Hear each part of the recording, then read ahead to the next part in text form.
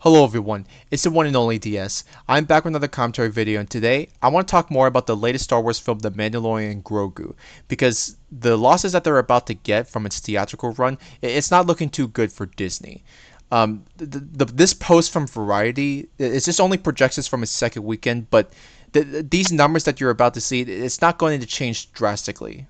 But from what they're projecting, it's gonna hit $6.5 million on its second Friday in North American cinemas, a 70% drop from its opening day. Now, this is the shock of absolutely no one, unless you're a Disney Star Wars fan expecting too much from this movie. Yes, I'm talking to you, a guy who loves Star Wars, who predicted for this movie to not hit 1 billion, but 2 billion. Absurd, am I right, guys? I mean, this film would be lucky to hit $500 million, with how much it's making right now, which I'll show you guys in a bit, and the drop that we've just saw at 70% from its opening day. I highly doubt that this would actually break even, as a matter of fact. But let's move on. While initial projections saw the Lucasfilm Western grossing 40 million by Sunday, that number now looks closer to 25 million according to rival estimates. That figure would push the film's domestic total to 136 million through 2 weekends. The reviews for The Mandalorian Grogu are already mixed, with some saying it's fun, enjoyable, a nice addition to the Mandalorian show, while others say it's predictable, they played it safe, pushed nostalgia bait, and it should have been left as 3 additional episodes after The Mandalorian Season 3, which I agree on. With how it's marketed and teased, I didn't think this would be a must-see for me. The film would be extremely lucky to have legs carrying for the next few weeks. Let's now look into how much The Mandalorian Grogu needs to make to break even. This is by the Movie Web. The Mandalorian Grogu has a reported budget of $166.4 million. Considering state tax credits, it goes down to $144 million, but adding in the marketing costs, it bumps up to $227 million total. The traditional rule of thumb for a movie to be profitable at the box office is that it must recoup double its budget. Based on our estimate of $227 million in production and marketing costs, The Mandalorian Grogu needs to gross $454 million to break even, with $500 million likely as a safe bet. Initially, I was thinking $420 million before its theatrical release, but that's not a significant difference compared to $454 million. You want to know how much it's going to likely make thus far?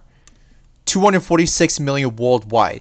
It barely broke half of what it's supposed to make to break even. They were topping the box office for its first 5 days of its theatrical release, but their short-lived leading run has came to an end that fast. The reason being, YouTuber indie films are on the rise, and general audiences are turning to a different direction of filmmaking. Obsession surpassed The Mandalorian Grogu on Wednesday at the box office, retaking the #1 spot domestically. Just think about it.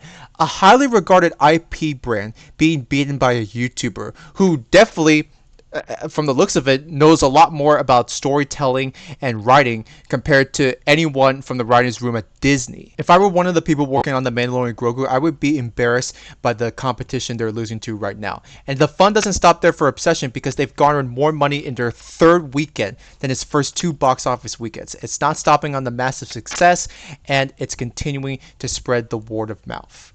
After a debut weekend of 17 million, Obsession made a whopping 23 million in its second weekend, a practically unheard of week-to-week growth. Even more incredibly, Obsession just scared up 26.4 million in its third weekend, allowing the film to pass the 100 million mark at the domestic box office.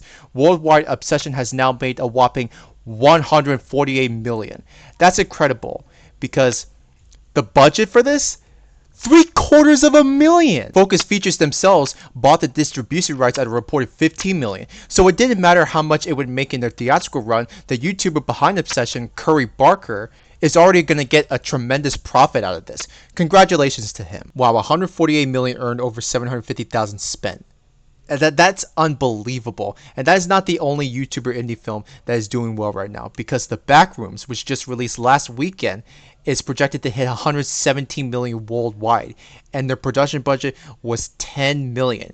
And early in the year, we had Markiplier's Iron Lung, and that did well also. John over here sums up the expected failure of The Mandalorian Grogu perfectly. Someone could write a great book on how Star Wars, the most valuable IP the world has ever seen, came under Disney's ownership and was basically destroyed in less than a decade. Almost as if on purpose. Yes, it was completely on purpose, John. George Lucas made Star Wars iconic, not Disney. They will never preserve the popularity that George Lucas has created with this franchise. It was peak at the time of the originals and the prequels. It was heavily beloved. I'll give Disney this though. They did build tremendous hype with The Force Awakens in 2015, but with how the sequel trilogy was handled for the next two movies, fans became more disappointed than satisfied.